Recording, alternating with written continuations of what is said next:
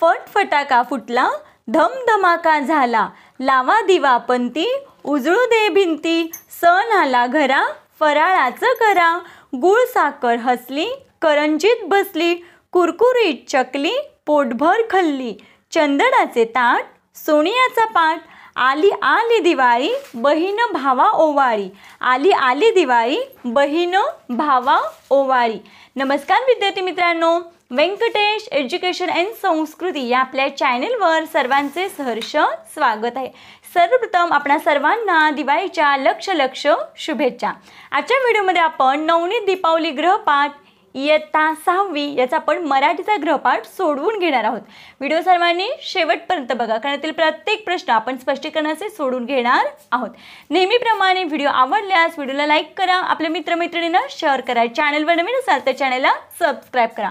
चला करूया सुरुवात. बघा इथे आपल्याला पहिला प्रश्न दिला आहे, खालील वाक्यातील कर्ता कर्म व क्रियापद ओळखा. पहिलं वाक्य आहे सायलीने भाजी चिरली. मग या वाक्यातलं सायली हे कर्ता आहे, भाजी हे कर्म आहे आणि चिरणे हे क्रियापद आहे. दुसरं वाक्य आहे आकाशात ढग जमू लागले. मग ढग हे काय आहे? कर्ता आहे, आकाश कर्म आहे आणि लागले जमू लागले हे क्रियापद आहे. तिसरं वाक्य आहे आम्ही फुलझाडे लावली. आम्ही फुलझाडे लावली. बघा या पद्धतीने आपण या सर्व वाक्यांचे कर्ता कर्म आणि क्रियापद हे सोडवून घेतलेलं आहे. यातलं गडबडीत काही वेगळं लिहिलं असेल तर तुम्ही कमेंटमध्ये मला कमेंट करा आणि योग्य ते उत्तर सांगू शकता.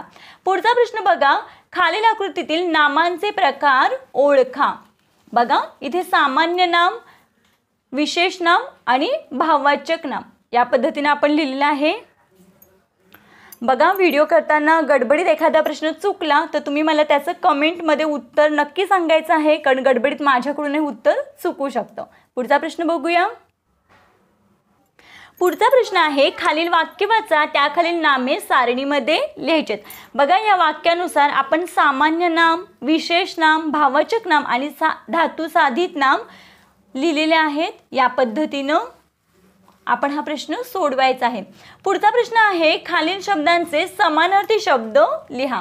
दिवस, दिवस या शब्दाला समानार्थी शब्द आहे दिन. शरीर, तण, मासा, मीन, झोपडी, कुटी, छाया, सावली, काळजी, चिंता. पुढचा प्रश्न आहे खालील शब्दांचे विरुद्धार्थी शब्द लिहा. नियमित, अनियमित, आनंद, दुःख, स्मरण, विस्मरण, स्वस्थ, अस्वस्थ, निकट, कट, उधार, रोख. पुढचा प्रश्न आहे पुढचा प्रश्न आहे खालील शब्दांचे विरुद्धलिंगी नाम लिहा. मग पुत्र, कन्या, विदुषी, विद्वान, वाघ्या, मुरळी, राज्ञी, राजा, उंट, सांडणी, कवी, कवयित्री. पुढचा प्रश्न दिलेला आहे आपल्याला, खालील वाक्यातील सर्वनामे ओळखून लिहा. आम्ही सहलीला जाणार आहोत. मग या वाक्यामध्ये सर्वनाम आहे आम्ही, कारण आपल्याला माहिती आहे नामाबद्दल वापरल्या जाणाऱ्या शब्दाला आपण काय म्हणतो? सर्वनाम. मग इथे नामाबद्दल काय वापरले तर आम्ही हा शब्द वापरला, म्हणून मग आम्ही हे काय आहे? सर्वनाम आहे. पुढचं वाक्य आहे ज्याचे करावे बरे तो म्हणे माझेच खरे. मग ज्याचे, तो आणि माझेच हे तीनही सर्वनाम आहेत. पुढचं वाक्य आहे तुला जेवायला काय बनवू? तुला हे सर्वनाम आहे. चौथं वाक्य आहे आपण आलात आनंद आहे. आपण हा शब्द सर्वनाम दर्शवतो, सर्वनाम आहे. जो लवकर उठतो तो निरोगी राहतो. याच्यामध्ये जो आणि तो हे सर्वनाम आहेत. पुढचा प्रश्न आहे आपल्याला खालील वाक्यात रिकाम्या जागी योग्य सर्वनाम वापरा. बघा इथे आपल्याला कंसामध्ये काही शब्द दिलेत, म्हणजे सर्वनाम दिले, त्यातलं योग्य कोणतं आहे तोच आपल्याला शब्द इथे लिहायचा आहे. टिंबटिंब स्वतःची कामे स्वतः केली. आपण तो स्वतःची कामे स्वतः करतोय, तो मग इथे तो येईल का? तर नाही येणार. ती स्वतःची कामे स्वतः करते, तर मग इथे केली आहे, मग हे दोनही येत नाही आहेत. मग इथे येणार आहे त्याने स्वतःची कामे स्वतः केली. याच पद्धतीने आपण पुढची सुद्धा रिकाम्या जागा सोडवून घेऊया. गावाचा पाणवठा आम्ही स्वच्छ केला. मग आम्ही हे योग्य आहे. तिसरं वाक्य आहे हे क्रिकेटचे मैदान खूप मोठे आहे. मग इथे काय आहे? हे योग्य सर्वनाम आहे. पुढचं वाक्य आहे आज आपण खूपच अभ्यास केला. मग आपण हे सर्वनाम योग्य आहे. पुढचं वाक्य आहे तिने मधुर गीत गायले.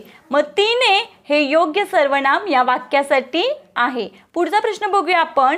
खालील वाक्यातील अधोरेखित केलेल्या सर्वनामांचा प्रकार ओळखायचा आहे. बघा, तुम्ही उद्या गावाला जा. तुम्ही हे द्वितीय पुरुष भाववाचक नाव आहे.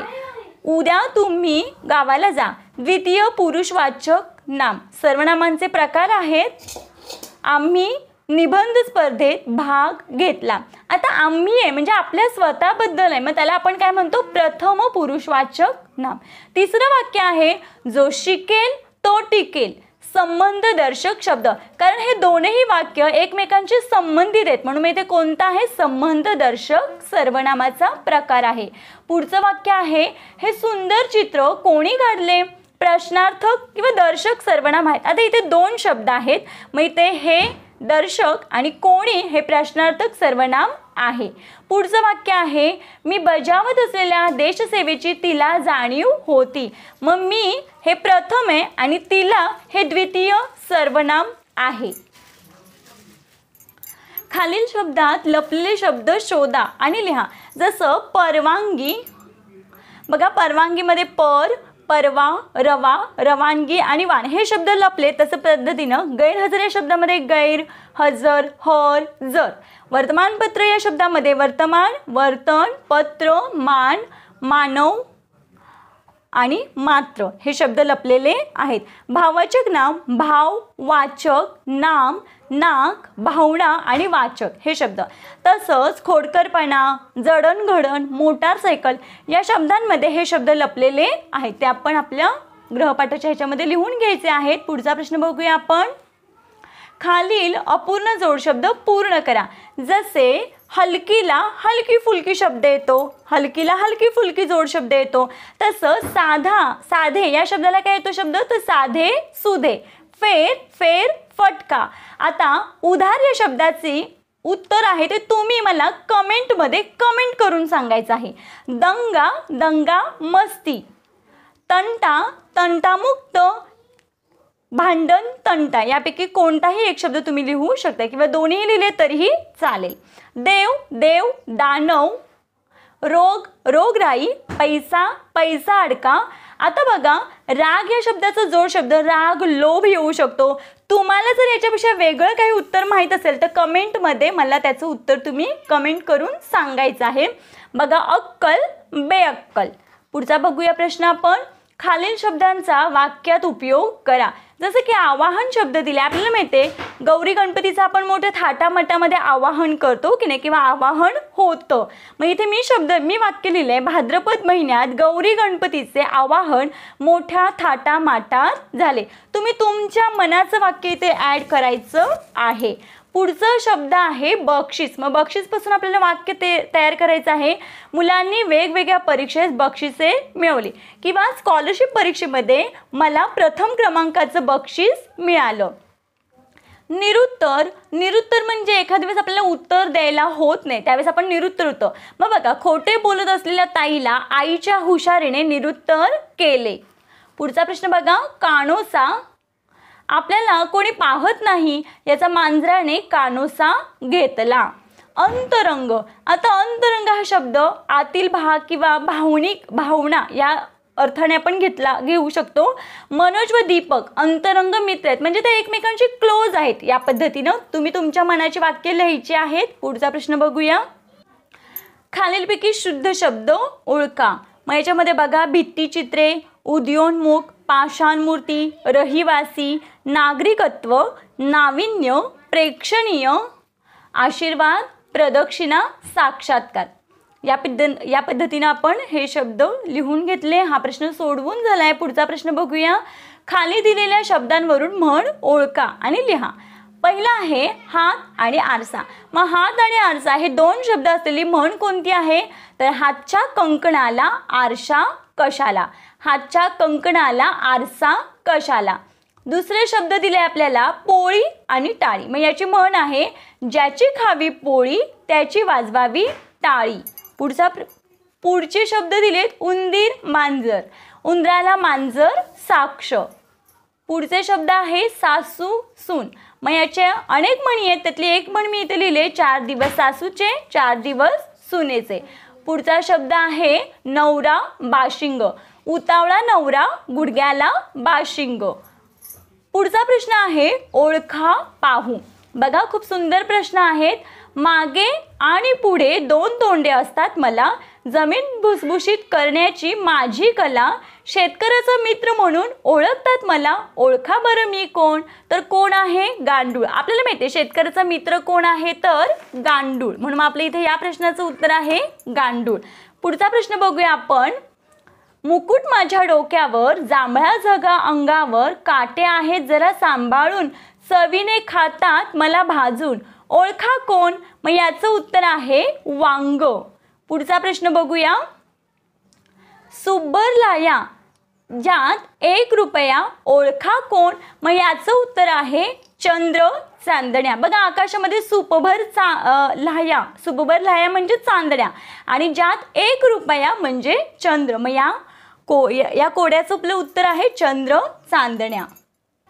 पुढचा प्रश्न आहे खालील आकृत्यात दिलेल्या अक्षरांवरून म्हण ओळखा आणि लिहा.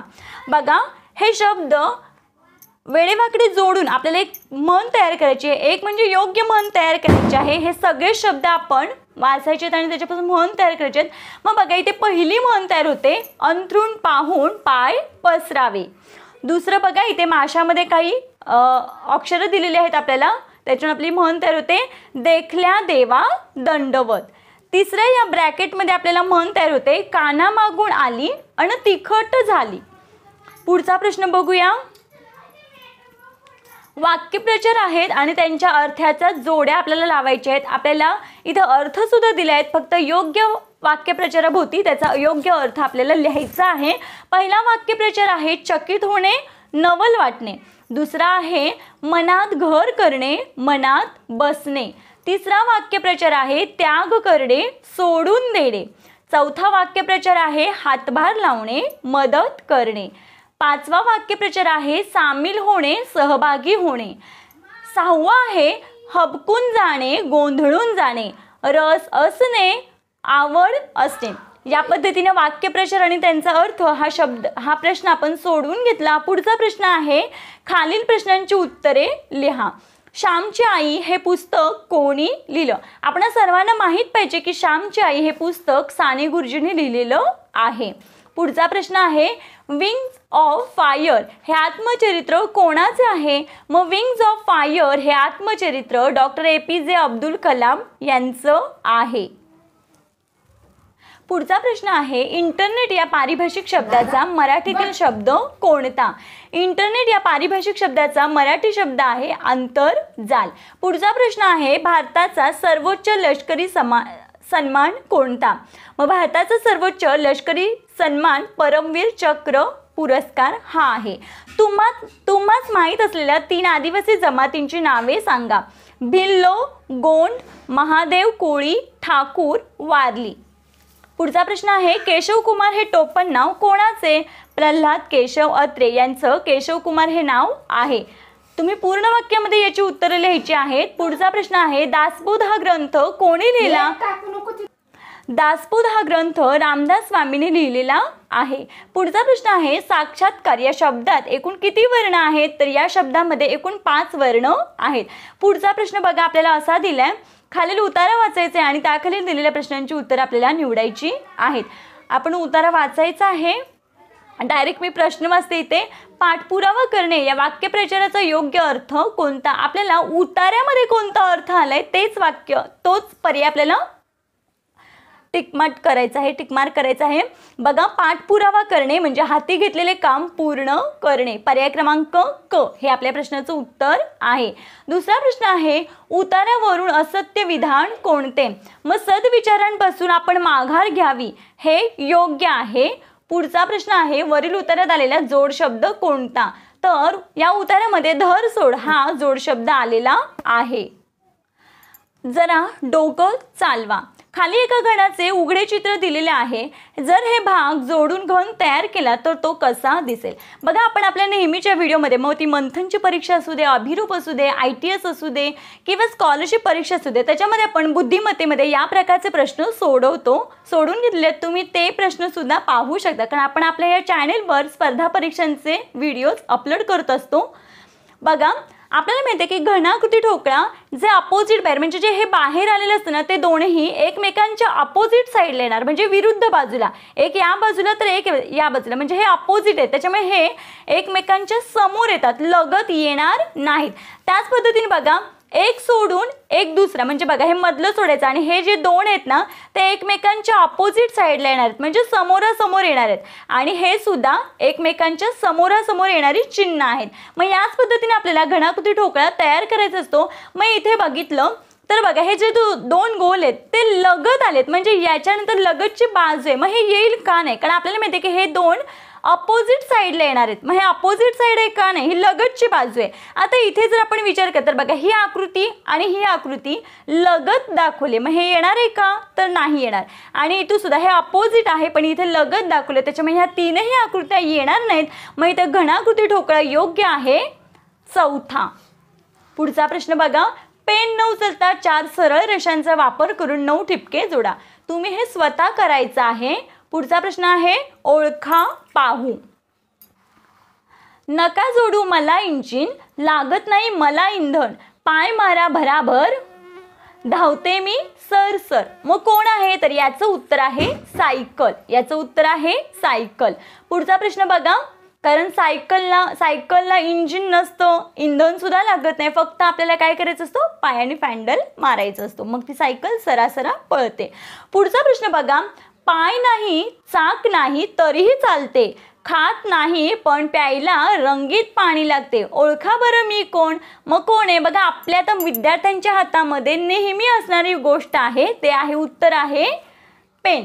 बघा पेनाला पाय आहे का नाही, चाक आहे का नाही, तरीही चालतो. बघा पेन जोपर्यंत शाई आहे तोपर्यंत चालतो आहे की नाही, म्हणजे काही खाते नाही खात पण प्यायला मात्र त्याला लागतं. मग प्यायला त्याला काय लागते, रंगीत शाई लागते हो की नाही, शाई लागते, म्हणून मी इथे उत्तर आहे पेन.